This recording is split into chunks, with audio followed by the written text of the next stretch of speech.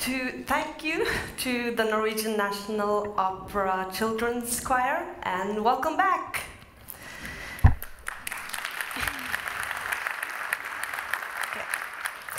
We have some exciting sessions coming up, and as mentioned yesterday, we have informational stands on the balcony, which I encourage you to check out in the next break.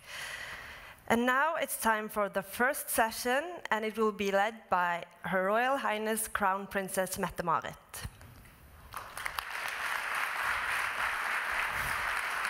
Tack, så hyggligt. Hej.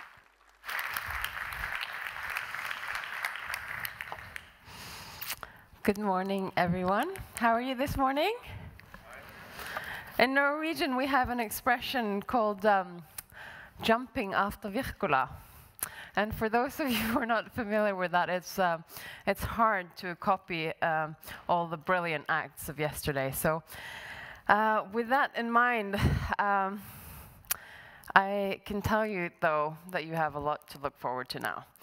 Because I have been very, very fortunate to be asked to lead a panel about seeing the potential in each individual. And I have a brilliant group of young people that I want to introduce you to also. Some older as well, but I'm mostly looking forward to hearing what the young people have to say, which is quite normal for me. So this morning I would like to start with a story once told by one of my favorite American authors, Alice Walker. It is said that in a particular tribe in South Africa, when a person acts irresponsibly or unjustly, he is placed in the center of the village, alone and unfettered, and all work ceases. Every man, woman, and child in the village will gather in a large circle around the individual, and then each person in the tribe will speak to the accused, one at a time, about all the good things the person in the center of the circle has done in his lifetime. Every incident, all the positive attributes, good deeds, strength, and kindnesses are recited carefully and at length. And I think this is a beautiful example of what this morning's session is all about. Seeing the potential in each individual, or finding the gold in everyone. The most inspiring part about the work we do in our foundation is to see how the projects we collaborate with are constantly searching for new ways to find the gold in young people. Too often, young people who don't fit in to the standard system experience the opposite of the story I just told you. Many experience just to be labeled difficult without a real chance of changing that impression. I think we all of us know how hard it can be to remove a label once it's stuck, especially on people. Today in Norway, around 1/4 of Norwegian students don't complete high school. And that's a very high number. And I think in America, it's 1/3 of high school students who don't compete. There are a number of different reasons for this, and it doesn't mean that students lack talent. They have simply lost motivation for school and still have great skills that can be used in work life. And others just need the teaching environment to be adjusted a little. And that's what we're going to hear more about today. And for me, I think what is incredibly important is to see that our societies can't afford to lose thousands of young people just because their skills and resources are not acknowledged within the traditional school system or in society. And we need to see and think outside the box to discover that potential that doesn't instantly meet the eye. This requires some guts, patience, and risk-taking. And supporting young ones is a common challenge. It's a challenge for the school system. It's a challenge for society at large. It's a challenge for us as parents, as neighbors, and as friends. It is also a challenge for employers in the public and private sector who are encouraged to take a chance on young people and who have not completed school. When their potential is recognized, we all know that they may blossom, and they do. And we will see more examples of that today. And this brings us to our first speaker this morning, who is now my new hero within education. I've spent the last week looking on his talks on the internet, and I encourage you all to do the same after this session. I'm sure you'll be interested in hearing more of what he has to say. Being an educationalist, Mr. Gerver is passionate about education transformation. He writes about this in his book from 2009 called Creating Tomorrow's Schools Today. Already in 2005, he won a very prestigious award in the UK called the School Head Teacher of the Year.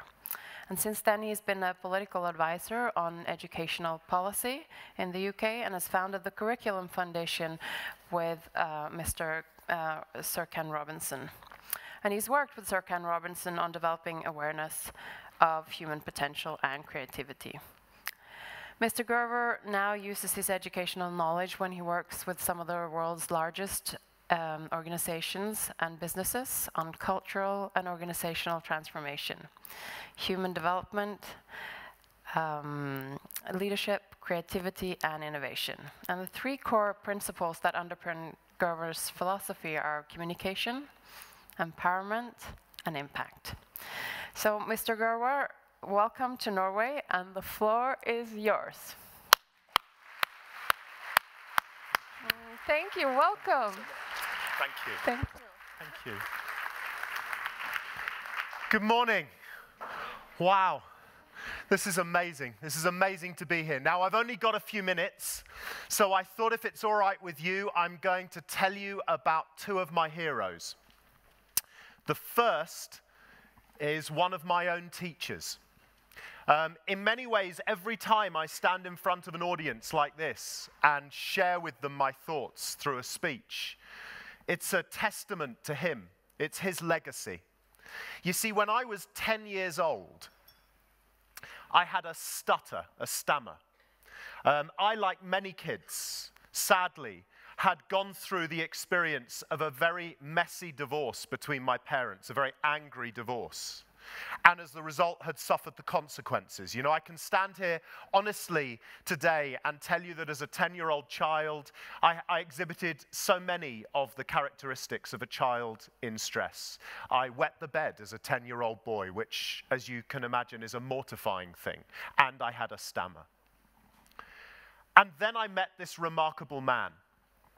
This remarkable man who was supposed to be just my English teacher, who took an interest in me, who started to feel there was something beneath this child who wasn't particularly academic, but was clearly in distress.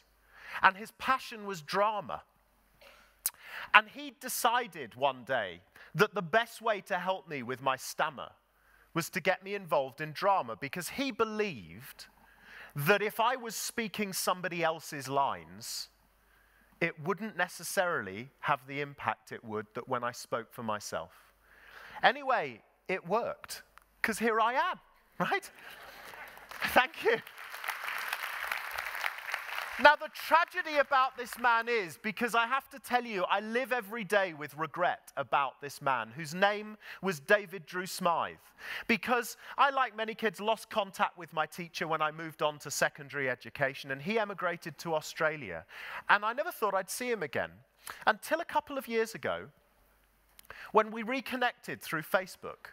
And as luck would have it, I was going out to Sydney to give a speech around that time. So I said, look, let's meet up for a beer, because I wanted to say thank you to him for everything that he'd done for me.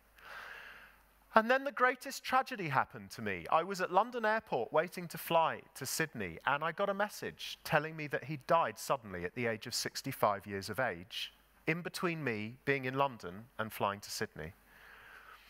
And I remember sitting there lonely in the airport, thinking to myself, I need to say something about this man. Anyway, my new book comes out next month, and the best way I could do it was to think, how can I capture it? I wanted to dedicate the book to him, which I've done. And the phrase that kept coming back into my head is the one I've used for the dedication, and it's this: that he changed the way I viewed my world forever. And I would suggest that that is the greatest testament to any educator or anyone working with young people, that that is what we should strive to do. But the irony is, I want to now tell you about my second hero, because it happens the other way round too. So I often get asked, as I'm sure many of you do, who my heroes are, who the great gurus are that have influenced my life and my career.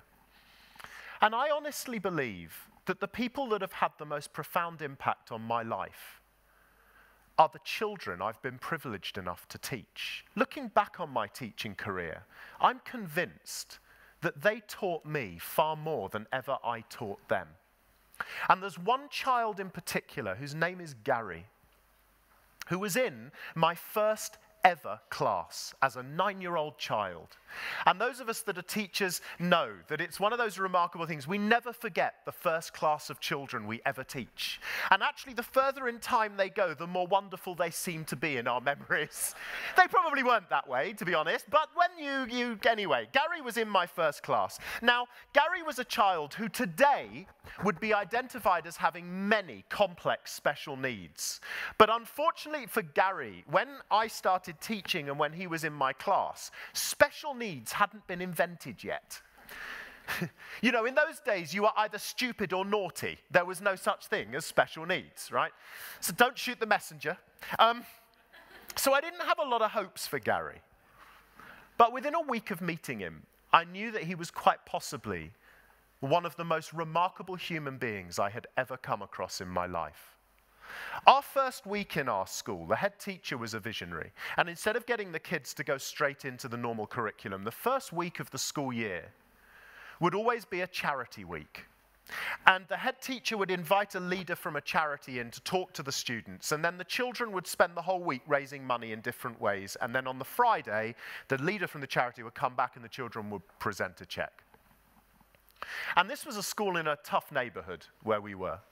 And this guy came in on the Monday and he gave a really moving speech about his charity. I don't remember the scandal at the end of the 1980s, beginning of the 1990s, that broke in Romania about the treatment of orphans. So this man had set up a charity to raise money to build an amazing facility for the orphans in Romania. And it was moving. And through the week, we were raising money for charity. And on the Friday, again, I don't know if you know, but in most UK state schools, children wear uniform, right? And one of the ways we raise money is by extorting the children and telling them on one day a week, they're allowed to wear their own clothes instead of their uniform, but they have to pay for the privilege.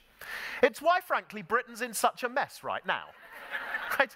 No child has ever questioned this in a free democratic society. So you want me to pay to wear the clothes I have already paid to wear? They never ask. So the Friday came about, right, and I'm doing my registration, and the kids are all coming up and putting a few pennies in a tin. And I get to Gary's name, and there's no clink in the tin. There's a thud on my desk. And I look up. And Gary has put his entire money box on my desk. Now, I don't know what the exchange rate is at the moment between Norway and the States. Is it about 9 or 10 to the right? So if I tell you this was a 9-year-old child in a socially deprived community over 20 years ago, we worked out later there was over 1,000 Norwegian crowns in this money box. And I said, you can't give us that money. And he did that thing. You know, kids do it. They body language and face when they're about to go on to one, when they're about to explode. You know, they kind of go like this. They go. I thought, I don't have time for that now, frankly. So I thought, what I'll do is at break time, I'll phone your mother, right? So I phoned his mother at break. I thought I'd have the conversation with her. She was expecting my call, because as soon as she picked up the phone, she said, this is about the money box, isn't it? I said, yes. I said, we can't take it. She said, you have to. I said, we can't. She said, you have to. I need to explain to you why, Mr. Gerver. She said, I have always taught my children, she had an older daughter as well, that if they want something in life, they have to earn it. By the way, wouldn't it be brilliant if all of our parents taught our children that? They have to earn it. And she said, Gary has grown out of his bicycle and has been desperate for a new bicycle. So he's been saving his birthday and Christmas money, and he's been going out and cleaning cars and doing gardening for people in the local community and saving his money.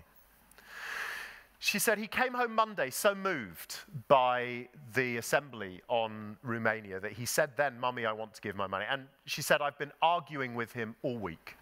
Until last night, she said, when I was convinced he knew what he was talking about. Because he turned round to me and he said, Mummy, please don't make me buy that bicycle now. I'd never enjoy riding it knowing where the money could have gone. Now, I don't know many adults who are that philanthropic, let alone 9-year-old children. So he was a hero to me from that day. Anyway, like most of us that teach in elementary school, he left the school a year later, and I thought I'd never see him again. But he was one of those students, and I'm sure any of you involved in education and young people have got experiences like this. He was one of those students that on a quiet day I would often think about and wonder, whatever happened to? And a remarkable thing happened 3 years ago. Because in my first book, I wrote a tiny paragraph about Gary, that story, as being a key motivator for my philosophy around education. And a week after the book was published, my wife, who's a school principal, got a phone call from one of her colleagues saying, I've just read Richard's book. Now, I was just excited that somebody had read my book, frankly. Really? And you paid for it? And she said, I've read Richard's book, and there's a paragraph, she said, in the book, she said, about a boy called Gary. She said, is it true? And my wife said, yeah, absolutely, because my wife and I at the time had taught in the same school. She said, yeah, absolutely. She said, that's amazing, because I think I know Gary now. She said, do you think that Richard would like to meet Gary? Anyway, she knew I would. So we arranged it. And a week later, I found myself sitting in a frothy coffee shop, waiting for a 10-year-old boy to walk through the door. So imagine my shock when a 6'2" man walks into the building, right? Now, the thing is this, the only reason I recognized it was Gary was because one of his very severe special needs was he had very severe dyspraxia, you know, the motor problems. And you know, children that have severe dyspraxia often find it very difficult. They have to walk in a very deliberate way. So I recognized the walk, and we sat down. And I asked him the question that any of you would ask your Gary, what happened after you left our school? He said, well, it won't surprise you to know that I failed all my exams. I left school at 16. He said, I did try. It was like I was still his teacher. You know, I did try. I worked really hard. It's easy, isn't it? He said, but I didn't pass any of my exams. He said, I left with nothing. He said, but I don't know if you remember that when I was at your school, he said, I was passionate about sports. And I said, yes, I do. He said, but, you know, I was never able to compete properly with the other children because some of my complex needs. But he was absolutely passionate about sports. He said, so I decided when I left school, what I wanted to do was to work in a sports centre, in a leisure centre in sports management. So he said, I applied to the local college who ran a course on sports management. I said, what happened? He said, I didn't get in. They sent me a really nice note saying, dear Gary, you sound like a lovely young man, but we don't think you'll cope with the academic rigour of the course. Now, what would most 16-year-old boys who had experienced so much failure in their lives do at that point? They'd give up, right? He didn't. He said, I learnt. He said, so what I then did was I applied to the best college in the country who did a sports management course. He said, but I learnt, you see. He said, and what happened was this. I went in with my application form on a Monday morning and I said, can I see the admissions tutor, please?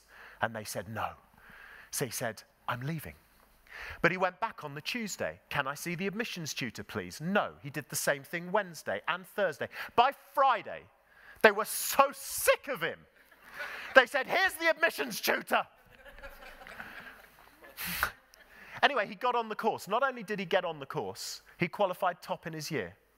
When he finished his course, he said to me he knew exactly what he wanted to do with his life. He said, but I needed another qualification. He said, and I found a course that ran on Saturdays for a whole year in London, 120 miles south of where we lived. He said, so what I did was I worked during the week, saved up, this is an 18-year-old boy, I saved up the money to pay for my train fare, a night in a hostel, and my course fees for the Saturday for a year, and then I qualified. I said, and what did you do? He said, I started the business I still run today. I said, what's that? He said, my business, he said, I saw a gap in the market. He said, I'm a personal fitness trainer specializing in people with physical and mental disabilities. So then I said to him, and what about your spare time? He said, I don't really have any spare time because of my business. He said, but I do shut the business down in December. He said, because it appears nobody wants to get fit in December.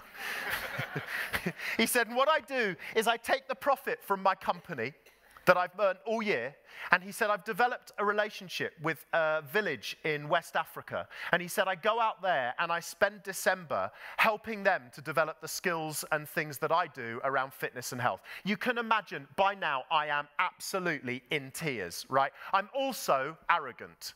So by this time, through this conversation, I've thought to myself, this is all because of me.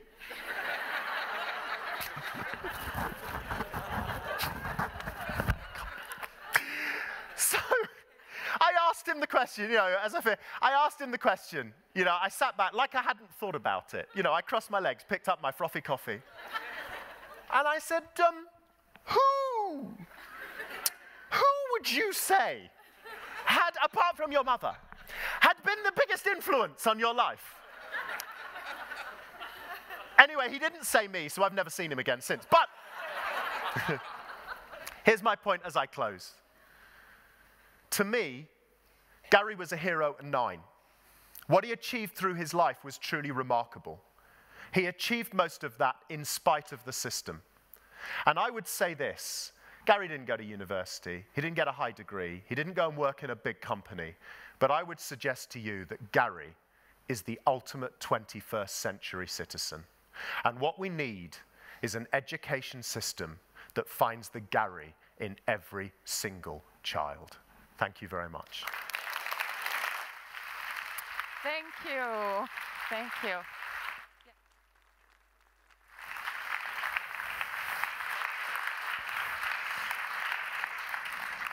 Thank you so much. We're going to now welcome in the rest of the panel. Would you like to come in, guys and girls?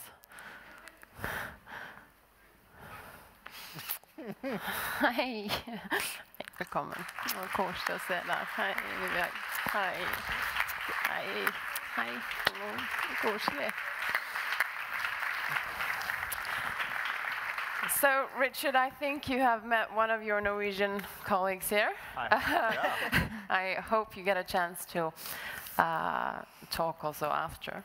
I'm going to turn this on just to see how much time we have and to be able to follow that, because I know we have a lot of people who would like to say a lot of things. I'll do a quick introduction. Nikolai is previously what we call in Norwegian a pøbel. I don't know what that is in English. A rabble, it says here in my notes. But do you have that expression in English, rabble? Well, I don't want to insult him, so, and he sat next to me. No. I think the expression is probably really, really nice young man. Yes, well, you know, yeah. they have a project here in Norway. It's one of our partner projects called the Rabble Project. Okay. So that's why it's actually a positive thing, and it comes from, Nikolai can tell us more about that himself after. Today he works in the project himself, and this is one of the projects that our foundation cooperates with. Nikolai has his own experience of what works and what doesn't work when you meet, when you are a young man in a difficult life situation and you need to go through some kind of education. So Nikolai is a great hip-hopper and wants to become a full-time musician, and he wants to do this because he wants to inspire other young people. Ingrid Mæland is one of my big heroes. Thank you. Yeah. She's the head of the Work Institute in Buskerud, also one of our the projects that we work very closely with. And we feel very fortunate to be able to take part in that. Arbeidsinstituttet is an incredible place where Ingebjørg and her team meet young individuals in an often vulnerable period of their life, and they managed to dig out the gold. And Tina here, Sidskov, is a student at Arbeidsinstituttet who has really felt their approach through a difficult period in her life. Tina's goal is to become a farmer. She has also taken on the aim of guiding other youngsters who are in a similar and challenging phase, and to guide them in their education. So I would like to start with Tina. I'm going to sit a little bit like this, because then I can see you all better. Tina, tell me a little bit about you when you came to Arbeidsinstituttet and how they managed to transform your life in a way. It's not so easy to explain the difference because it's so big. When I first came to Arbeidsinstituttet, I was a whole different person from who I am today. I can't recognize, actually. So, but I was so quiet. I have no self-confidence, and I felt like I have losing the control of my life. And I'm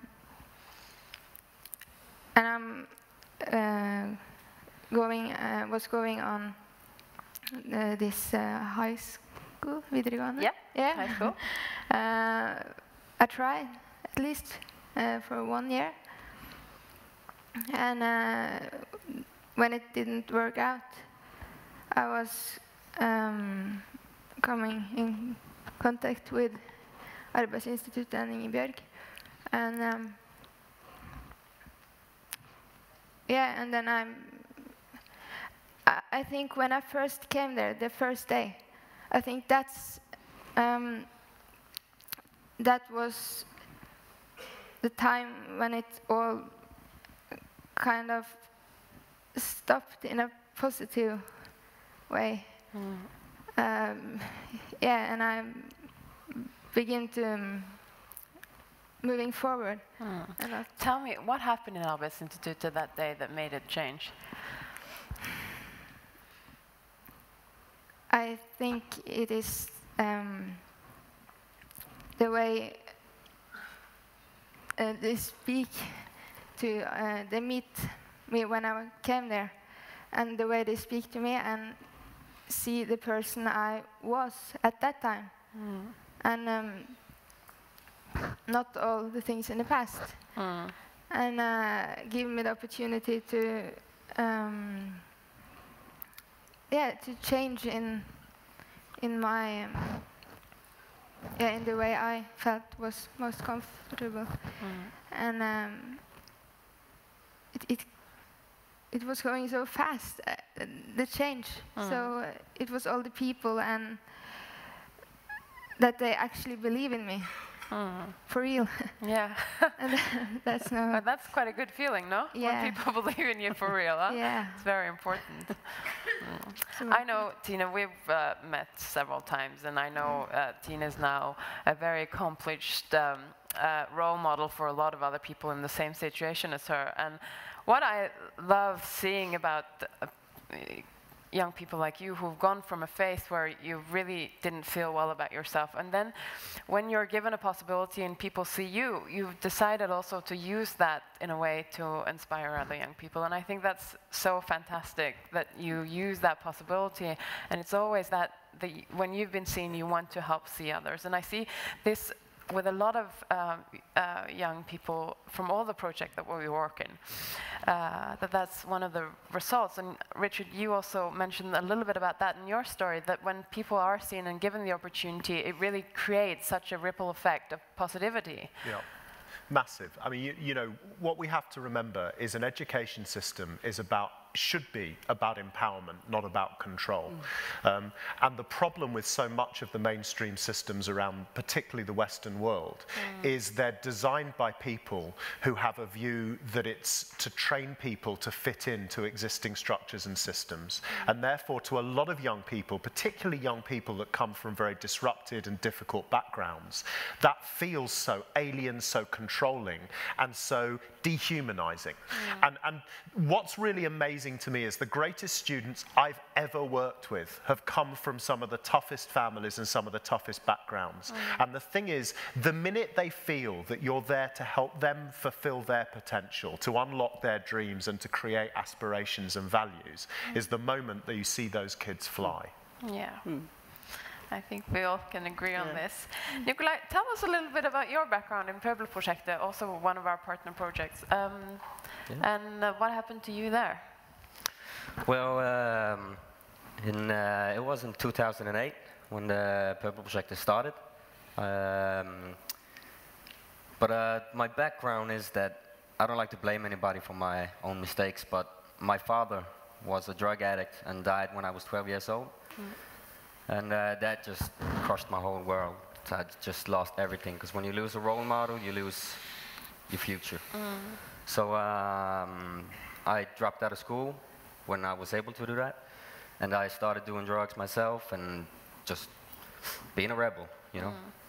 And I didn't see no future for myself.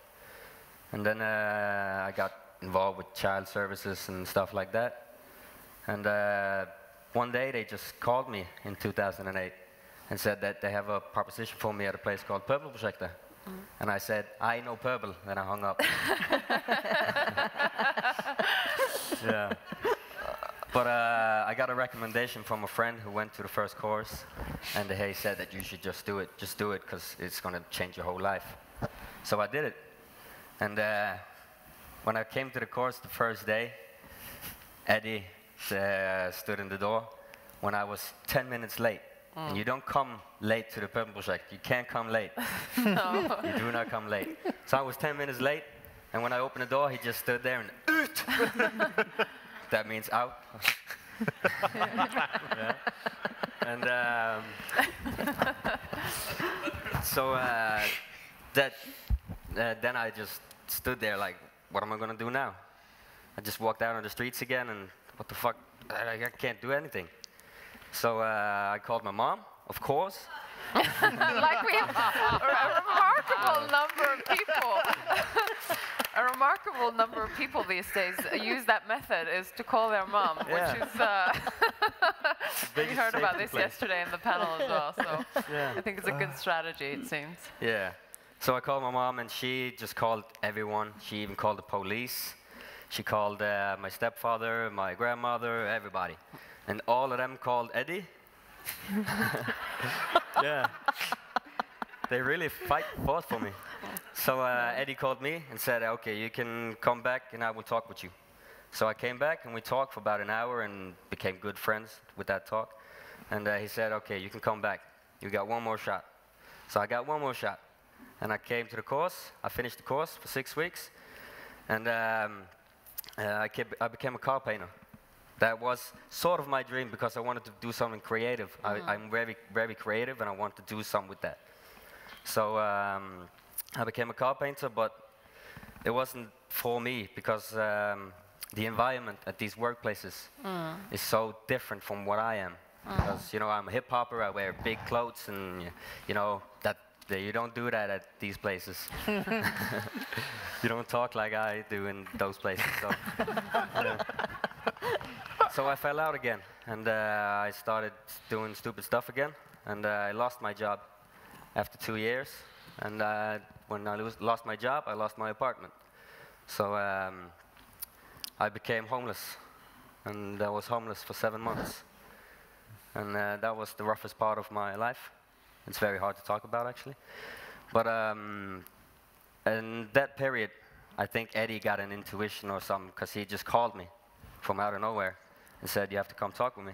So I came to talk with him, and he gave me a proposition to work at Pøbenprojektet, to hold courses and tell my story, to inspire other kids to do the same as me, and to understand that it's possible if you just want it, and if you want it enough, you can do anything. You can do anything if you say you can do it. Nikolai, last time when we prepared for this panel, you spoke about the magic. Yeah. And tell me a little bit about the magic. What is the magic? The magic at Pøbenprojektet is kind of hard to explain, because at Pøbenprojektet they look at people individually. They ask, what is your dream? They don't ask what school you want to go to or what job you want to do. They just ask, what's your dream? You have you can choose from 3 dreams, and we're going to make one of these dreams come true, 100%, definitely. What was your dream? My dream was to inspire others. Oh. Yeah. Yeah. And now I do that. Bravo.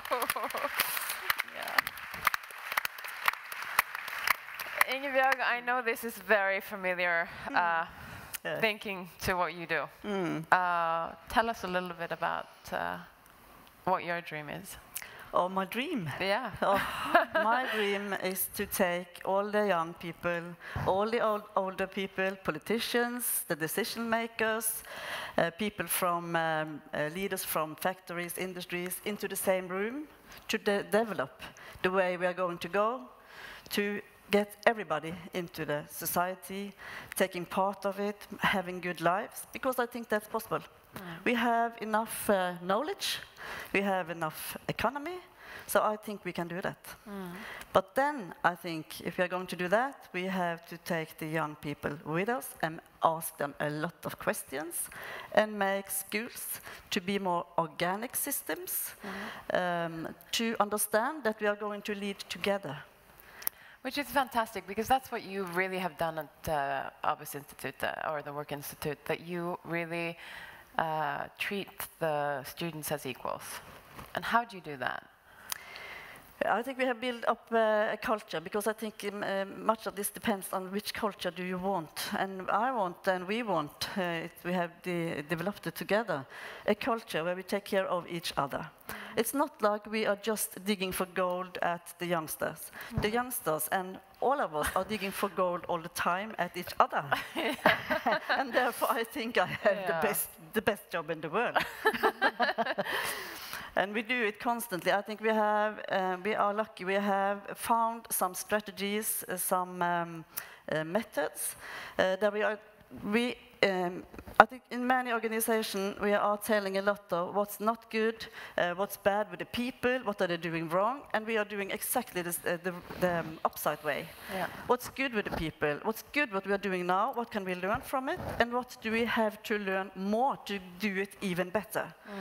Because I don't think we have found the best way to do things, but we are doing a lot of good things, and people are doing a lot of good things, and the young people have potentials that we have to, what you said, to emerge. And then we also identify strengths. So I think a lot of those things that was told yesterday, that when you are using your strengths, when you do things to fulfill your dream, then you also get the energy out of all the people. And I think that's what we are doing together. But tell me also, because you, first of all, I can highly recommend a visit to Arbeids or the Work Institute. It's not too far away in Drammen. And if you are not feeling too well about yourself, you can just go in there, because every time you get there, you just feel so happy, and you come out of there feeling like the best person in the world, because you're all about acknowledging the good part smart about each other. And I feel every time we're together, you make me feel very special. So thank you. But but you do that to all the students there. And what I love about the project is that you take people like Tina and you help her start believing in herself again, like you have. And Tina is really one of the most reflected young people I've ever met. And that's true. Yeah, really an inspiration. And I think what you do with them is you also take them, a bit like Nikolai as well, you take their experiences and you use that experience to go out in schools. I think that's one of the parts we like best to do together, is to go to university, college, or to, if somebody of you want us to come, to have some courses where we are working with the culture, and then we also use the strategies. So you can do everything at the same time. So when we are together out telling other people and we plan this, we have a lot of fun and it's not like learn. work. Yeah, you can tell it. Tina, tell us a bit about what is the key messages you give to other people when you teach them about the methods you use in Arbeidsinstituttet. I think it's important that every person can dare to be open, and be themselves, because it's so hard if you all the time are going around and pretend that you're someone you not are, and having this mask on your face, and that's maybe you live in 100 years. Why? You can do what you want, like him said, and we have all these people around us, and we can come in contact with each other instead of just walking like with machines or something. Yeah. And I know when you use a very specific method to make sure that you get, or you find, you make people comfortable enough. And what's the method you use? We've used it several times together. It's about telling a story, actually. Yeah. We begin with telling a story about a time where we felt we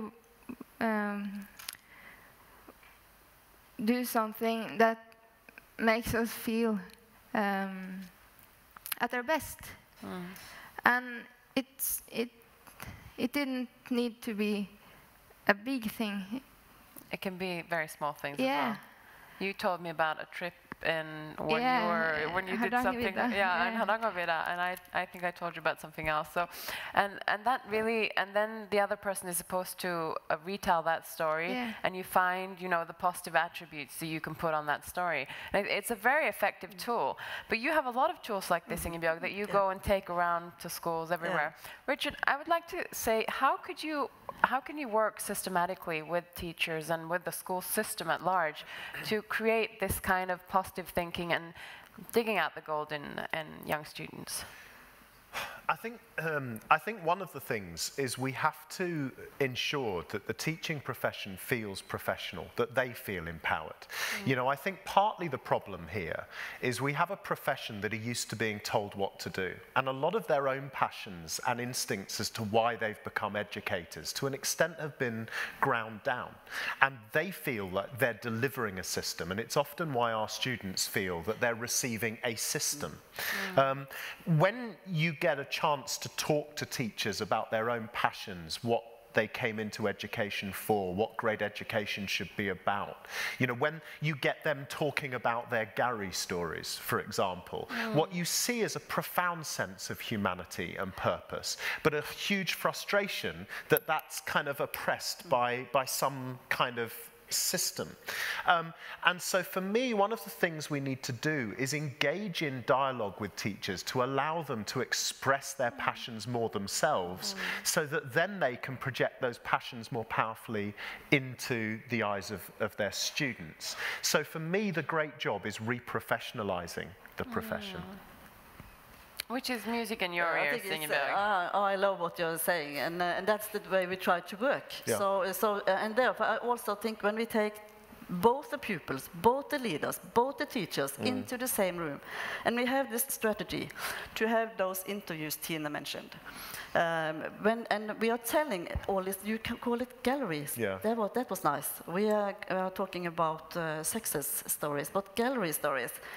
And then we start this action research. Why? What is the most important when you succeeded? Because when we start to talk about when we have succeeded, and we can start to find out what did we do? When we are doing something, and we need to be aware of it, because then we can do more of it. But we can't stop there. I think we have also then to say, and can we do something more that even increase it better? I also, you know, it's also about ensuring that teachers realize that education should be as much a celebration of allowing children to live in the moment, not just prepare for the future, you know. Oh, bravo, yeah. There's a wonderful old story that I heard. John Holt, the famous progressive American educator, when he retired, started having cello lessons, because it was one of the things on his list of things he'd always wanted to do but never had the time. And during his cello lessons with the music teacher he built a great relationship with, they had a cup of coffee one day to talk about his progress. And she was talking a lot about the progress and stuff. And she said, "Have you got any questions you want to ask me?" And he said, "Just one." He said, "I've been telling my friends now for months that I'm learning to play the cello." He said, "When am I allowed to tell them that I'm playing the cello?" And I think that's something we have to recalibrate about the perception of both education and childhood. Oh, that's a good way of putting it. But what happens when you start to talk about what you can, and you actually do it, and you have succeeded, is that there is big enthusiasm into the room. And I think when you say the change came so quickly, I think it's because we are using enthusiasm. We are using this to speak about what we can do more than what we are not. Because in Norway, I think we have had kind of cultures. It's okay to tell when we don't succeed. It's not that okay to tell when we really succeed. That's more in Brazil or United States. Or it's very embedded in our culture that we're not allowed to be good in a way at something. So I think, you know, it's a very important way of reframing that. Yes. Yeah, because there are somebody that tells us that in organization we usually use 80% of the time to find out why thing goes wrong, and 20 to look after what's good. And we have to do it the different way. 80% to tell about. I think I can learn a lot from that guy. And that's a big, because we have been told, and I think it's in the culture to do the opposite thing. So we don't need to exercise to look for wrong things or bad things, but we need strategy, and we need to exercise to do the other way. So then we need strategy and tools, I think. Because Nikolai, that's what really happened to you at Pöbelprojektet too, is, you know, people looked at you in a different way and looked at you, you know, as someone with resources. And how did that make you feel? Why was that, you know, you did a 6-week course and it changed your life in many ways. What did they do? Well, it's, like I said, it's individually. They treat people different because they have different needs. You know, some people need more attention, some people don't need attention because they have a lot of attention elsewhere. But for me, it was, they gave me a lot of, I've always been nervous to talk to people because I've always been that since I was a kid. Not when I was a kid, though. When I was a kid, I was wild, but I grew up and I was very nervous. But they taught me how to take that away, and to see that you don't have to be nervous because you're an awesome kid. They said that, and you have so many resources, and they just lifted me up to the skies, you know. And yeah, they really helped me. If it wasn't for the Perm project, I probably wouldn't be here today. Yeah. And now you go and talk to young people as an inspirator in Pebble Projektet. What is your main message to them? Be yourself. Yeah. Yeah. Yeah. Be yourself. Yay! Yeah. Are we allowed to be ourselves in our society, Ingeborg, you think? No, or do we allow ourselves to be ourselves? I think we are best at being ourselves, all of us. But I think we have made a kind of system that Richard are telling us a lot about, and which we have to do differently, and look more. We have a system where we have to organize it more like organism. Was that the word? Organic. Yeah, organic. Yeah. And if we start to look for the strengths in each of us, and we use them more, I think then we can be ourselves more, and then we will be more happy. The health will be better. We will actually also be more effective, and that can also be a good thing. good thing. Yeah. What I also have seen is, Nikolai, the way to go out and tell other people, to go out together and do those kind of things, and go out of your own organization and take part into the society, and understand that one and each of us can do small things, but they are big when we are doing them, all of us. We can change things. And therefore also we have the young people into the leader group. I think we need to think differently about them too. So I think we are quite happy to. Yeah, we want to change the world together. Yeah. And that's why I love, you know, the ethos of Arbeidsinstituttet. It's because you see really each other as partners. It's not about only, you know, in Arbeidsinstituttet everyone eats at the same canteen. It's not, you know, they don't have teacher rooms. I mean, it's not a way where you see the difference between the teachers and the pupils. And I think, but it's not only something that you've created in a physical form, it's also something you truly believe in as the most effective way to make change. Yeah. And I was happy yesterday too when what is Timothy from Australia? Yeah. Yeah. When he was talking about the democracy, because I think yes, we have to do this more differently too. Yeah. And now we have tools, and we have a lot of knowledge, and we have a lot of people. And you said something about academia. I also think we need to take a look at that. Yeah. Who owns the truth? Yeah. Yeah. Absolutely. I mean, there's a wonderful old African saying that it takes a village to raise a child. And I think what we need to do is hold every element of society to account, to understand that the education of our children is a process of collaboration, and that everybody has an active role to play in that. We can't abdicate responsibility to other people for the way our generations develop. We all have to become active stakeholders in that process. Well, I don't think I could have asked for a better ending to this session. Richard, one of the things you said in your intro, that you said that your teacher that you met changed the way you saw the world forever. I think Ingeborg and all of the rest of you guys really have changed a lot of other people in the way they see themselves forever. So I want to thank you so much for that. And it's a pleasure for us at our foundation to be able to work with all these amazing projects. So thank you, all of you. And thank you for participating. Thank you very much.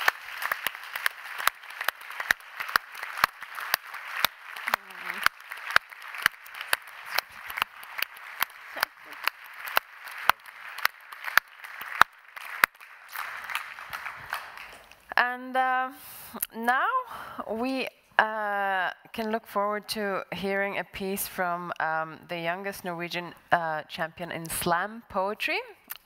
She gets her inspiration from Bob Marley and Martin Luther King.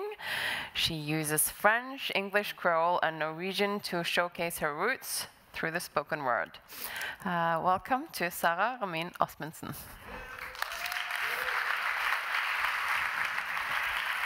Hei, velkommen.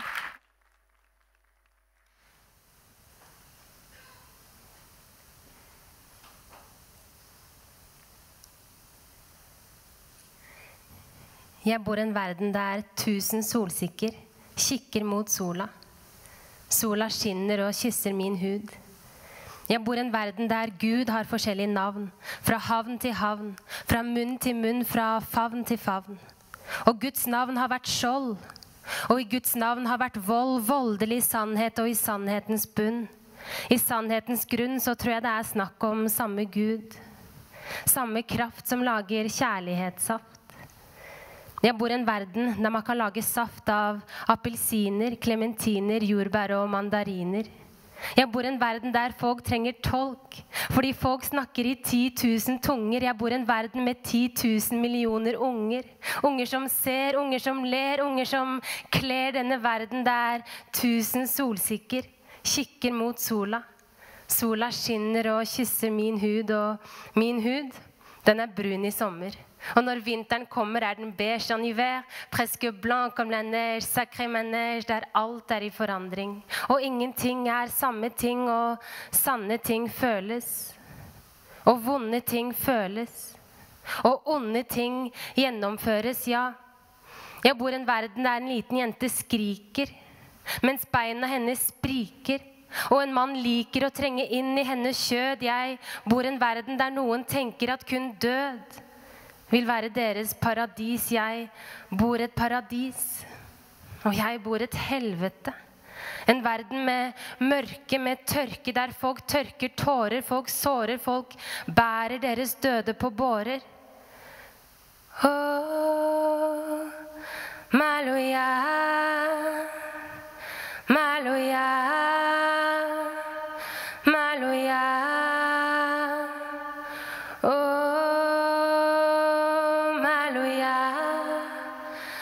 Du under svart stjernehimmel. Jeg bor i en verden med svart stjernehimmel. Svart, stille stjernehimmel. Og det vrimler mygg, og det vrimler fluer, og det flyr duer. Due, du der oppe som ser ned, vi tegner deg og vi skriver fred. Men fred har ikke enda kommet her ned til en verden der 1000 solsikker kikker mot sola. Sola skinner og kysser min hud. Jeg bor i en verden med skyer, med fjell, med land og med byer.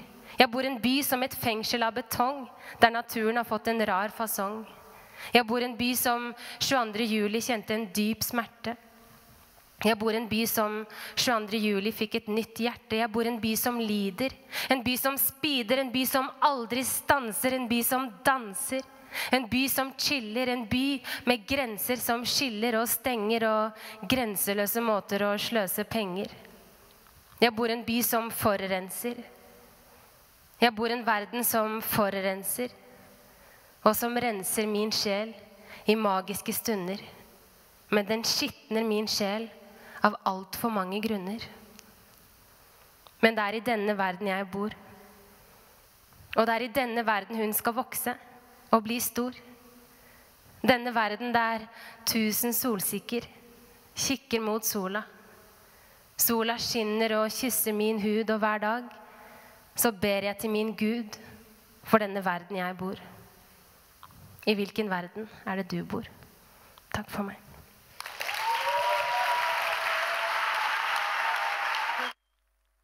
Tusen takk, Sara. Ja, fantastisk.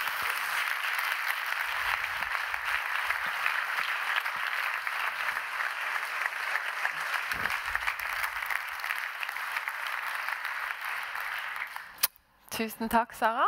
Da kan panelet komme inn, tror jeg. Sånn. Skal vi se.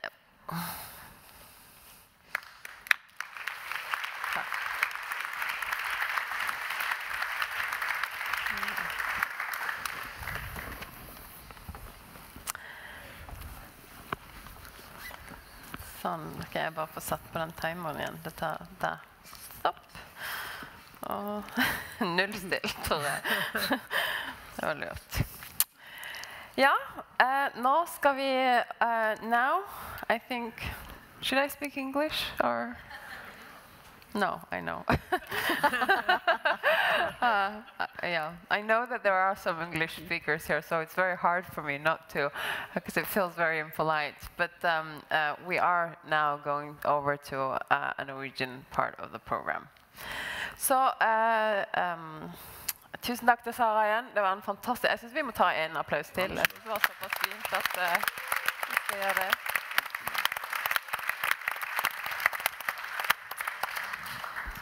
Så den neste halvtimen så skal vi se litt nærmere på hvordan næringslivet best kan ta i bruk ungdommens ressurser. Og da har jeg fått med meg en fantastisk gjeng. Ingebjørg var med oss fra, så hun trenger ingen mer nærmere introduksjon. Hun er med også litt her.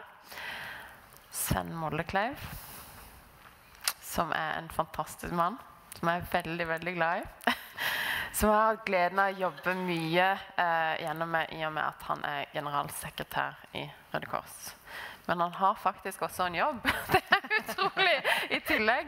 Som er hans egentlige jobb. Jeg skjønner ikke egentlig hvordan du får tid til ditt arbeid i Veritas, men, men det er der du jobber. Du, Sven, er overbevist om at vi er avhengig av at alle deltar i samfunnet.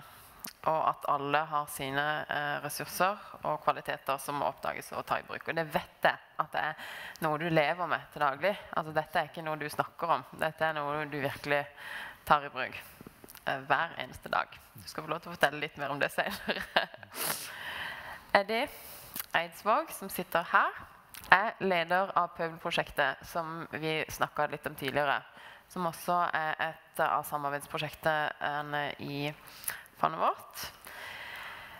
Pøbelprosjektet har vi jo hørt litt om hvordan dere jobber, men dere har bestemt deg veldig tidlig for at det er viktig å ha et godt samarbeid med næringslivet, sånn at det har en mulighet til å gi ungdommer som velger å ikke gå tilbake i skole, jobb. Og det er en utrolig viktig del av det de gjør. Tore Kristiansen, som jeg har hatt gleden av å bli kjent med, har vært en samarbeidspartner med Pøbelprosjektet fra ganske tidlig av. Dere har jobbet sammen, og dere har hatt en veldig spesiell måte å jobbe med ungdom på, og ta inn unconventional youth i deres arbeid fra tidlig av. Så det gleder vi oss til å høre mer om.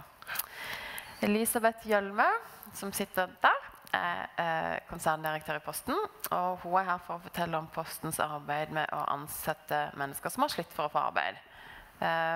Og de har blant annet et program som heter «Du gjør forskjellen», og Elisabeth vil fortelle hvilken verdi dette har for Posten. Og Yusuf, som jeg også har gleden av å bli kjent med, er ansatt i Posten og har vært deltaker i programmet «Du gjør forskjellen», som vi snakker om. Du har gått nå over i en ny stilling på grunn av dette programmet, og trives veldig godt med det, og blitt tatt i bruk på en helt annen måte enn det det var før. Jeg har lyst å begynne med det, for å snakke litt om hvordan dere tenker rundt det å involvere arbeidslivet, og hvorfor det er så viktig for dere. Ja, altså det vi stiller krav til ungdommen først, er jo at vi stiller krav om å komme presis. At de må være til stede. Droppe, altså hvis ungdommer kommer for sent mer enn 2 ganger, så sier vi takk for kampen. Da sier ungdommer til oss at de vil ikke være her. Og det er en måte å si det på. Det er en mye smartere måte å si det på. Jeg kommer for sent. Det er mye smartere enn å komme til meg og si at du vil slutte. Da klarer vi å overtale det i løpet av et halvt minutt. Så det er ganske talentløst å komme og si fra. Så kom for sent, så skjønner du at du vil slutte. Så da sier vi, ok, vi respekterer deg, du får slutte. Vi lærer ungdommen arbeidsmoral. Og det er vel kanskje det viktigste, også i forhold til arbeidsgivere. at vi på den måten tar vi arbeidsgiver på alvor. Vi vet hva arbeidsgivere vil ha, vi lytter til arbeidsgivere, og vi gir arbeidsgivere oppfølging i forhold til ungdommen, og ungdommen oppfølging i forhold til arbeidsgivere. På den måten skal vi gripe inn der arbeidsgivere synes det vanskelig. Så jeg tror at vår suksess ligger i at vi har forstått og forstår arbeidsgivere, lytter til arbeidsgivere, og vi tar arbeidsgivere på alvor i forhold til jobben. Du sier at dere jobber med oppfølging. Fortell litt med hvordan dere jobber. Altså, dere jobber jo først og fremst med ungdommene på en veldig god måte, som vi fikk beskrevet veldig godt i den forrige sesjonen. Men litt i forhold til når ungdommen har gått gjennom dette, de kommer ut i arbeid som dere hjelper dem med til å finne en stilling. Hvordan oppfølgingen da, og hvorfor det så viktig, tenker du? Ja, for det første så har vi hatt over 1000 ungdommer nå inne i prosjektet, og 90,7% av de i jobb eller skole. Ja. Og grunnen til at de blir der oppfølgingen. Og måten vi jobber med oppfølging at først har de 6 uker kurs, hvor de lærer å tro på seg selv, skjønner at du verdensmester i å være deg selv. Du god nok. Altså, det ingen som bedre enn deg i å være deg. Det du verdensmester i. You are the champion to be yourself. Det liksom sånn, det ingen som kan ta fra oss noen ting. Nei. Når vi lærer ungdommer det, så skjønner de at alt mulig. Og da det viktig at vi til stede og viser ungdommen at du det fremdeles. Selv om det kanskje kommer en liten trøkk. Det du som styrer livet ditt. Det du som bestemmer over ditt eget liv. Og når oppfølgingen hos oss foregår da veldig tett i begynnelsen, så blir det mindre og mindre. Og vi garanterer alle ungdommer i Pøbelprosjektet nå en livstidsoppfølging. Altså vi skal følge dem så lenge de vil, hele livet. Så når de blir pensjonister, det blir vel jeg kanskje som blir det først. Jeg tviler på det. Jeg får god oppfølging for ungdommen. Men så det greit. Men altså, det noe med at vi må være til stede. Vi må nødt til å være til stede. Og i begynnelsen så har vi 12 timer i måneden, som alle ansatte våre må gjøre. Alle ungdommene får 12 timer i måneden oppfølging på stedet. Altså i arbeidet. Og da tar vi det ikke ut av arbeidet. Da står vi ved siden av dem og jobber sammen med dem mens vi prater. Så hvis det som baker, jeg jo baker, så jeg kjenner jo godt til det faget, så står jeg og triller boller sammen med den bakeren, og så prater vi mens vi står og triller boller og jobber sammen med dem. Der, og lytter til dem. Tore, du har opplevd dette i praksis, for du har gjort dette i mange år nå. Fortell litt om din erfaring om å ta inn ungdommer og pøbelungdommer. Ja, for det første så det litt sånn at når Eddie ringer og vil ha en pøbel, så det jo umulig å si nei. Så vi kan begynne der, men vår bedrift har i grunnen hatt tradisjon for å ta inn mennesker med spesielle behov lenge før pøbelprosjektet startet. Vi har mennesker som jobber for oss, som går i LAR, som har fysiske handicap eller psykiske handicap, så vi har et arbeidsmiljø som har vært vant med å håndtere denne type ting, og ikke minst sette pris på det. Ikke minst sette pris på det, for det noe jeg vet at dere gjør. Det gjør vi absolutt, og så det sånn at nå når jeg representerer det skumle næringslivet som skal måle alt i resultater og legge det inn i regneark og ha parameter for det meste, vi skal ha månedsrapporter og årsregnskap og sånn, så liksom hvor dytter du inn det å ha pøbler, og hvor skal du ha det henne i systemet ditt? Og det en av utfordringene vi har alle med det med sosialt entreprenørskap, hvor skal vi måle dette? Det vet jeg Veritas jobber med. For vår egen del så har vi i hvert fall hengt det på det med sykefravær, fordi at en skulle tro at når 20% av de som jobber i vår bedrift alternativt rekruttert, så skulle en tro at vi hadde masse fravær og skulk og sykdom og den type ting. Landsgjennomsnittet ligger mellom 6 og 7%. I Rogaland vet jeg vi litt lavere, Hordaland høyere enn Rogaland, heldigvis. Bergenserne litt sykere enn oss rogalendinger. Og hos oss så ligger vi i snitt på rundt 2%, i øyeblikket litt under 2%. Det så fantastisk. Jeg synes det bare så utrolig nydelig. Og så det noe med det at dere ser så utrolig på det som en ressurs. Altså dere opplever at deres arbeidsmiljø blir bedre. Absolutt. Altså, en får helt andre verdier, vi får fantastisk mangfold, fargerikt, og vi er opptatt av litt andre ting enn liksom 2 fot lenger båt, og hva vi skal bygge på hytta til neste år, og litt sånne ting. Vi har helt andre problemstillinger å diskutere i kantina, med masse pøbler og den type mennesker rundt oss. Ja. Du har hatt inn mange pøbler. Hva er det som gjør inntrykk? Jeg tror det største inntrykket er å se stoltheten i at noen ser dem, og ser hva som bor i dem, for det er de gjerne ikke vant med. Og det smitter på oss andre, ikke sant? Den dagen du våkner om morgenen og er litt tung i kroppen, og gjerne ikke har lyst til å gå på jobb, så vet du at det er noen som har det enda tyngre og har hatt det mye verre, og da sleper du deg ut av senga. Men å se den stoltheten at de har en jobb å gå til, og et miljø å være i, som gir de positive og gode vibber, det er nok det viktigste. Jeg vil si det, jeg bor på hotell nå her i Oslo sammen med Nico, som var i stad, rommet ved siden av. Og så vet jeg at alle ungdommer i pøbelprosjektet, de lærer seg å stå opp om morgenen, og gå til speilet, og så stiller de fingeren i hodet. Kan alle sammen gjøre det her? Bare sett fingeren i hodet. Sånn. Og så sier du, jeg er god nok. Få høre. Jeg er god nok. Og når du begynner dagen slik,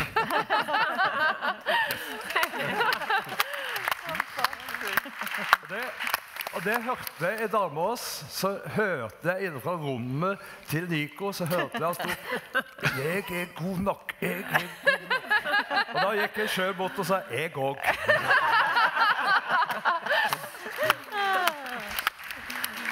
Det er jo noe med dette som er fantastisk. Altså, jeg har jo hatt gleden av å se mange av de ungdommene hos dere også, og jeg har hatt mange gode samtaler med dem. Og det er noe med det at det får jo greie å få fram det der med at de virkelig tror på seg selv, og virkelig opplever at de har en verdi i samfunnet vårt. Og det tenker jeg er viktig for deg, både i din egenskap som Røde Kors-general, men også i forhold til jobben din i Veritas, Sven. Ja, hvis vi nå er enige om at det faktisk er slik at hver og en av oss er helt unike. Det er bare vi som er oss. Og vi er best på å være oss. Bare se på tommelen. Folk som ikke kan lese og skrive, de har tommelen. Det er ingen andre som har som den. Vi er altså unike. Og vi samtidig ser at vi skal utøve ledelse, organisere oss slik at vi skal hente ut det beste av hver enkelt av oss. Det er jo det kompetanseledelse egentlig handler om. Og hvis vi da faktisk ser at alle disse ungdommene har unike ressurser som vi da skal hente og bruke og få sjanse til å leve ut, så er det selvfølgelig lurt samfunnsmessig, det er lurt forretningsmessig, og det er helt avgjørende for den enkelte. Som frivillig president i Røde Kors har jeg fått sjansen til å se de såkalt very important criminals. Altså de som faktisk politiet hver dag er nødt for å se fordi de gjør så mye gærent. Når de kommer ut av fengselet, så ved da å ta imot dem, hjelpe til at de får sjanse til utdanning, opplæring, guide dem inn i jobb, så står de nå og er ressurser for andre som frivillige. Tidligere innsatte, nåværende innsatte, med familie, med bil, er trenere i idretten og holder på med andre ting. Når jeg har fått sjansen til å se Dissimilis komme på scenen for statsledere fra 193 land, gå opp der, og hvor de sier «They say we are disabled. But we will show you that we are able». Og så bare viser de dette som gjør at liksom, det sitter statsledere fra hele verden og plutselig forstår hva menneskeverd egentlig handler om. Retten til å få sjansen til å leve seg ut og være noe. Betyr noe, høre til, se og bli sett og bli verdsatt. Og dette er jo governance. Altså dette er ledelse. Så det vi gjør i Veritas er å prøve å tilrettelegge for denne verdiskapningen, slik at man kan se den i hele verdiskapningen. Men Sven, du sier det er ledelse, men er det også business? Ja, det er definitivt business. Ja. Altså det er jo å hente opp slik at folk får sjansen til å utvikle seg. Alle disse ungdommene som tenker ut av boksen, som ser fremtidig, som ser muligheter, som er noe som andre ikke ser, som bryter barrierer og bryter grenser. Tenk deg finanskrisen hvor alle disse gikk i takt, alle de med de fine dressene, og som sa og mente det samme og lot seg lure av Madoff, og de gikk på trynet. Og tenk hvor godt det hadde vært noen som hadde tenkt annerledes, stilt kritiske spørsmål, kanskje kunne forhindret at dette hadde skjedd. Det er jo nettopp disse ressursene som vi må hente fram. Jeg har sett Ahir som kommer som ungdom, som gradvis blir blind, som utvikler sykdom. Så kommer den frivillige Vidar inn, og så ender det med at de sykler Trondheim-Oslo. Så står vi sammen på Galdhøpiggen, hvor den blinde Ahir står og sier, her ser det fint ut.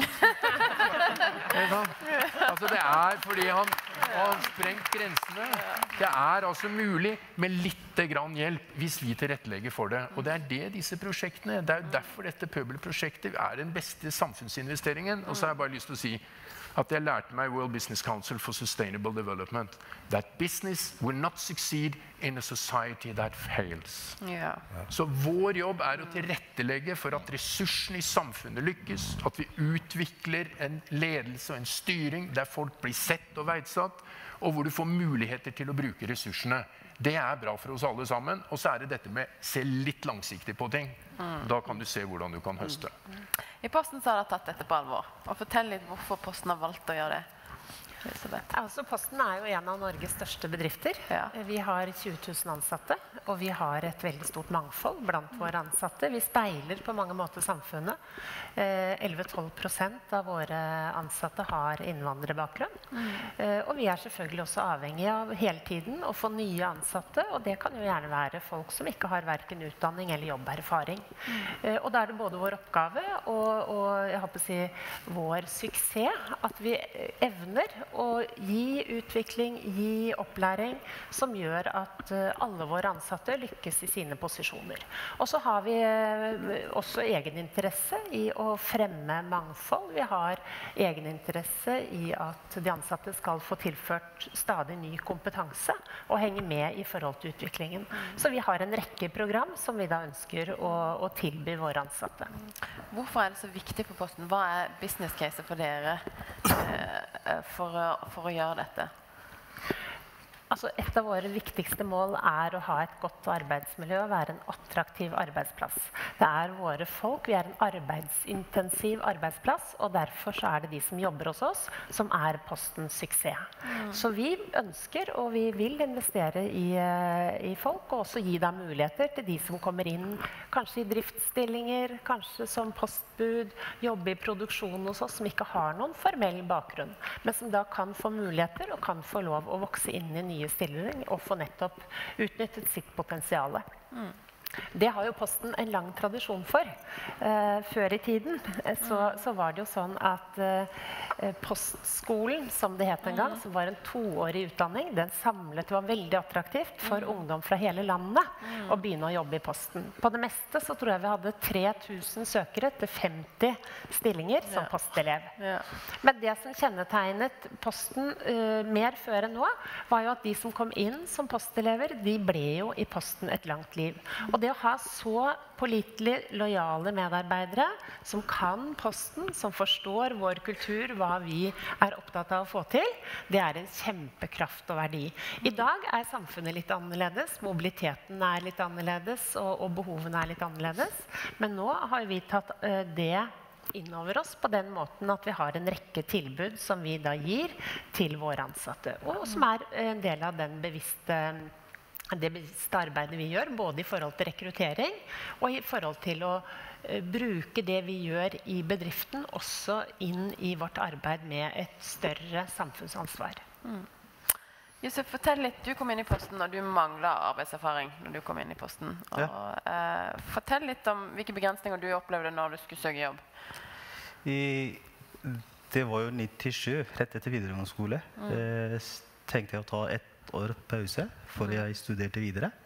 Og søkte jeg en god del jobber, men jeg fikk sånn avslag der det stod, nei, du har ikke noe jobberfaring. Men jeg kom jo til Norge i 1993, og det begynte norskkurset rett videregående skole, og hadde ikke noe jobberfaring. Og da hadde jeg ikke noe å vise frem, på en måte. Jeg hadde ikke noe CV, stod bare sånn, ja, norskkurs, videregående skole, ikke noe mer. Og søkte jeg en del jobber, og fikk jeg sånn avslag, og til slutt tog jeg sjansen og søkte Posten. Og da fikk jeg bli kalt inn på intervjuet. Ja vel, endelig. Da kan du bare vise hva du kan. Ja. Liksom. Og du har virkelig fått vist hva du kan i Posten. Det synes jeg er fantastisk om din historie. At Posten har jo virkelig sett hvem du er. Ja. Og latt deg få utvikle det. Ja, og da begynte jeg som vikar i første omgang. Og det var jo 6 måneder. Rett etter det fikk jeg fast stilling. Og var i Boston frem til, i hvert fall, jeg har jobbet fulltid frem til 2002. Ja. Tog jeg permisjon i fulltidsstillingen min. Og begynte jeg sånn deltid på ettermiddager. Fordi jeg ønsket meg i hvert fall å studere videre. Og gikk jeg på høyskolen på dagtid. Ettermiddager var jeg jobbet i Boston som postbud, eller noe som het hjemkjøring. Og jobbet jeg der i 3 år. Da gikk på høyskolen samtidig, og kom jeg tilbake på fulltidsstillingen min. Som førstepostebetjent, eller som postbud. Men hva har du utdannet deg til? Dataingeniør. Ja, vi må få frem det også. Ja.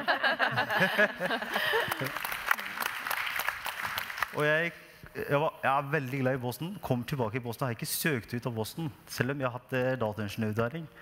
Og jobbet i Boston frem til jeg fikk mulighet til fikk sånn lederutviklingsmulighet som Boston kjørte den gangen. Og jeg fikk muligheten til å være med. Og var med i det programmet i 1 år. Og fikk jeg også mulighet til å være avdelingsleder på en avdeling i drift. Og var der frem til den muligheten dukker opp igjen, som heter fortsatt «Du gjør forskjellen». Og målet på dette prosjektet var jo å rekruttere folk i statene, konsernsstatene. Og da tenkte jeg, nei, du har jo IT-utdannelse, kan du ikke bare ta det frem den? Ja. Og søkte jeg den, og var jeg blant 73 søkere. Og fikk jeg muligheten. Jeg var en av de 5 heldige, eller en av de 5 heldige som vi fikk lov å være med. Og på grunn av dette prosjektet fikk jeg den rollen som jeg har nå, som er application manager i en IT-avdeling. Jeg synes vi må ta en liten applaus for det også. Men Yusuf sitt eksempel viser jo virkelig at Posten satser på folkene sine. At det der ønsker å utvikle videre, og at det er viktig for dere å få folk fram. Ja, og det er jo Yusuf et veldig godt eksempel på. Ja.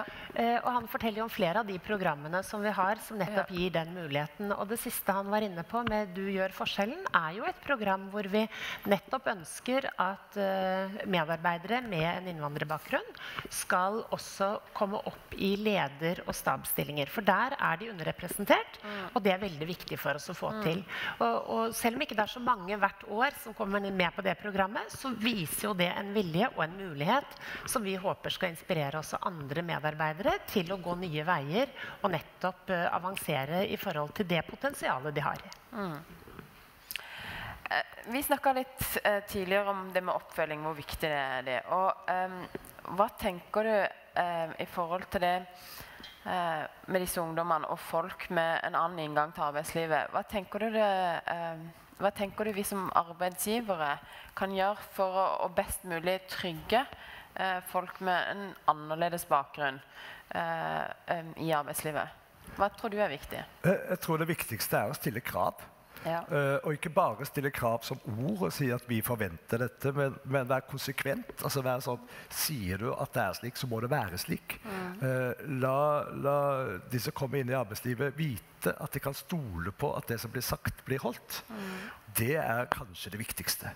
Og så er det viktigste at du blir sett og hørt både som arbeidsgiver og som arbeidstaker. Altså at vi har en raushet på at ungdommen som jeg jobber med, at de har raushet og en forståelse for arbeidsgiveren, og at arbeidsgiveren har raushet og forståelse for arbeidstakeren. Dette er viktig. Disse viktige tingene, slik at krav må stilles, men det holder ikke bare å stille krav. Overalt er det krav, skolen er det krav, men det er liksom ingen konsekvenser hvis du bryter krav. Min datter skulle reise til England på klassetur, og hvis noe skjærer seg der, så er straffen anmerkning. Hun driter i anmerkningen. Så at, altså, det må være tydeligere regler og klarere konsekvenser. Da bryr de seg. Og da er det sånn, jeg tror det vanlige er å bli sendt hjem. Ja, sant. Ja, men det kunne de ikke gjøre for skolesystemet, så de kan ikke sende hjem. Det er ikke lov til det. Altså. Så det ble sånn, hallo, ikke lag regler som er på lek. For det er ikke å ta ungdom på alvor. sier vi at du kommer for sent 3. gang, så det ut. Ja, da det ut. Da det takk for kampen når du kommer 3. gang for sent. Takk for kampen. Søk igjen på nytt. Og konsekvensen av det altså, resultatet jo at det jo ingen som kommer for sent. De kommer jo 3 kvarter, en time før vi begynner, så vi måtte jo innføre frokost, så ble det dyrt for oss. Men det jo det som skjer. Og når vi liksom satte regel på 3 dagers regel, og dette viktig, altså 3 dagers regel på sånn, du skal ikke være syk med 3 dager i løpet av 6 uker. Du det, så du for syk til å begynne å jobbe, så da må du bli frisk først. Når det begynte, så synes jeg det var litt strekt. Altså jeg hadde litt problemer, for folk kan jo bli syke og sånn, så jeg hadde litt problemer med det. Men det har vist seg å være den beste medisin. Ja, det noen som har suttet og svettet og hatt litt feber på dagen, men det har de godt av seg i løpet av dagen. Og så det, altså, så det liksom plutselig ingen som syke lenger. Altså, de på plass, selv om de snufser litt og i hele tatt, så det sånn. Så det et eller annet som skjer når det blir stilt krav til det, og dette viktig. Det viktig fordi at det å ta ungdom på alvor. Altså, vi sier at vi vil ha drop-outen. De som dropper out av skolen må vi ta på alvor. Og så sier myndighetene det, at de vil ta de på alvor. Dette viktig for oss, sier de.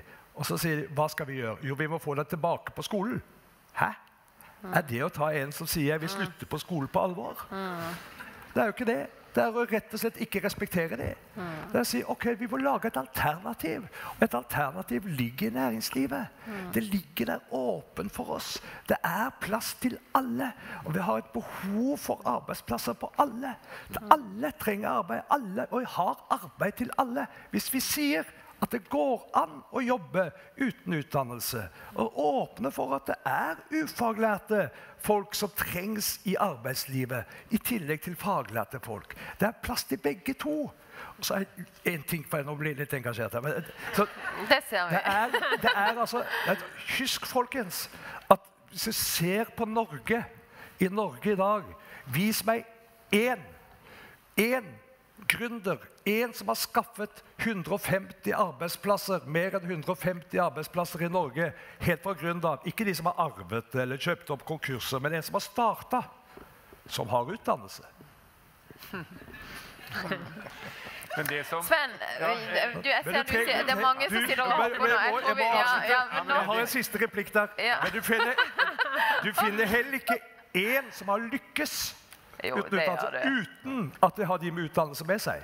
Vi avhengig av begge deler. Nei, men og det jeg enig i. Vi avhengig av begge deler, og så må vi finne alternativer for den enkelte. For det jo klart for mange av de som dropper ut av high school også, eller som dropper ut av videregående skole også, som også ønsker å ta en utdannelse, som også ønsker det.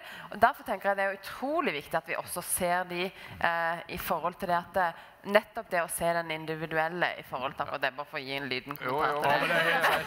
Det 35% av oss går tilbake til skolen. Det det vet jeg, så det var bare det jeg ville formidle. Men Sven, nå skal du få lov til å... poenger. Og det ene jo at menneskerettigheten, altså retten ikke bare til å få hjelp når du sårbar, men retten til å bli stilt krav til. For hvis vi kjenner egentlig etter inni oss selv, så respekterer vi folk først i det øyeblikket de også blir stilt krav til. Hvis vi kjenner ordentlig etter på det. Jeg har sett flyktninger, jeg har sett folk i de mest utsatte og sårbare situasjoner. Det først da de føler seg likeverdig og respektert. Og det poenget noe med å stille krav til, og la folk få muligheten til å ta ansvar. Det må vi ta på alvor. Det andre jo at det finnes kompetanse i alle. Og det må vi bare lete etter, hente, tilrettelegge for. Når vi blitt bedt i Veritas om å gå inn og prøve å bidra i kronprinsparets humanitære fond, ikke bare med midler, men nettopp med kompetanse, så det jo for å se om hvordan denne verdiskapningen kan formidles til næringslivet slik at de blir oppmerksom på den, slik at de kan tilrettelegge for den, slik at de kan se den i et lengre, mer helhetlig perspektiv, og sånn at det mulig for flere enn en finansminister å forstå at frivilligheten, vel, den genererer 110 milliarder kroner som man måtte ha betalt for. Men det som mye viktigere jo at den utvikler beredskap, altså handlingsevne, den utvikler demokrati, den utvikler egenverdi for hver enkelt som deltar, og den bidrar til verdiskapning i samfunnet totalt sett. For den enkelte bedrift så det helt avgjørende å tilrettelegge for den type kompetanse som gjør at man kan utvikle folk, utvikle et samfunn, og på den måten få det hele til å fungere. Og da må du se etter kreativ... Hva het han kameraten som satt her? Nico. Ja. Strålende eksempel. Og vi kunne ha valgt 1000 andre eksempler hvor vi kort og godt bare ikke har sett dem fordi vi ikke har åpnet døra for dem og laget disse terskelene mer tilgjengelig for folk.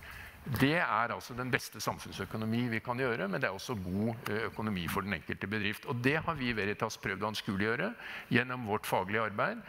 Og hvis dere går inn og ser på det, så vil dere se alle dere som ikke har sett alle mulighetene, hvilke enorme muligheter som styringsverktøy. Styringsverktøy på hvordan du kan tilrettelegge for egen utvikling. Og da blir det bra, vet du. Tore, i forhold til dette så har jo du dette, altså den praktiske erfaringen med dette. Og det bare det som mangler at ungdom må bli stilt krav til? Eller hva tenker du rundt det?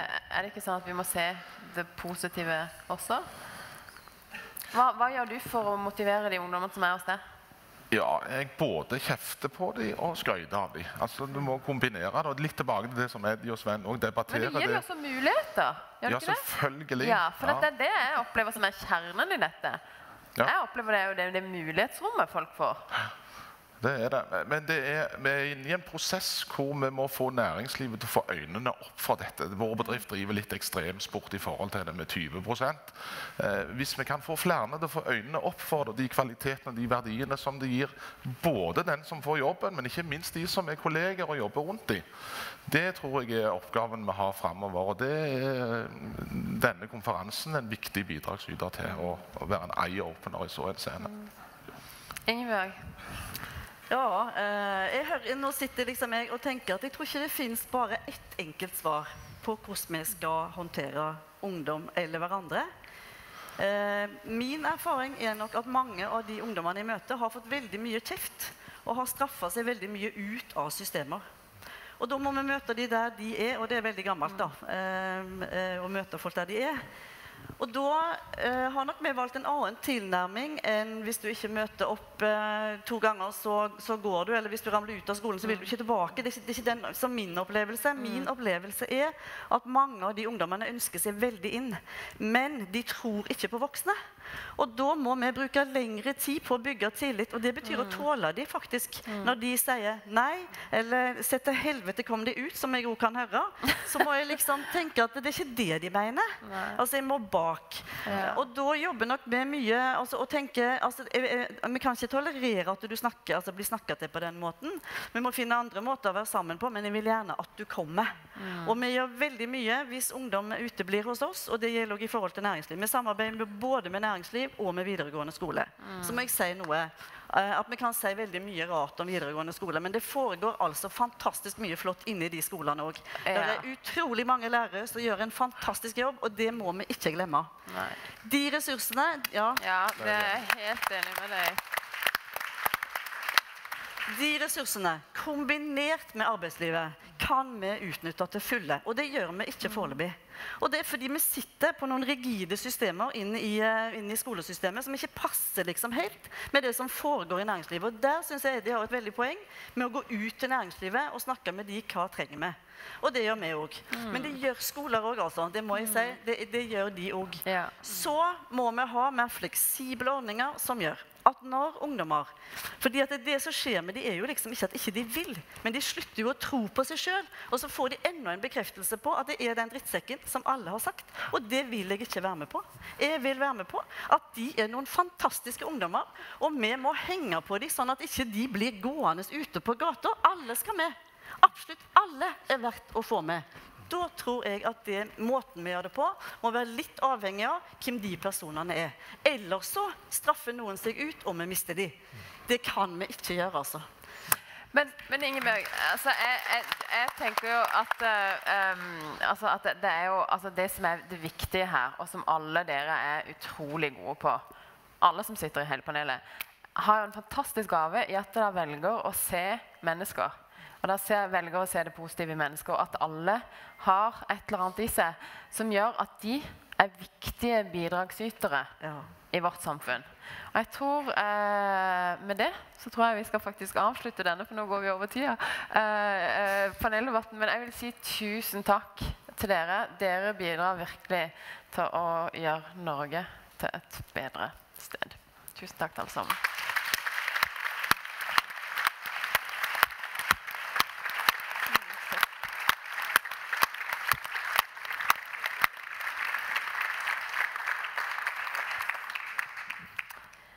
Ja, da skal Namra komme ut på scenen, og så skal jeg si takk for meg. Tusen takk for at dere valgte å høre på denne sesjonen alle sammen. Jeg tror vi har funnet ut at gullet er faktisk her i oss alle, og at det gjelder bare å grave det fram.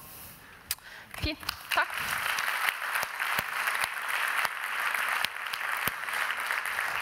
Okay, so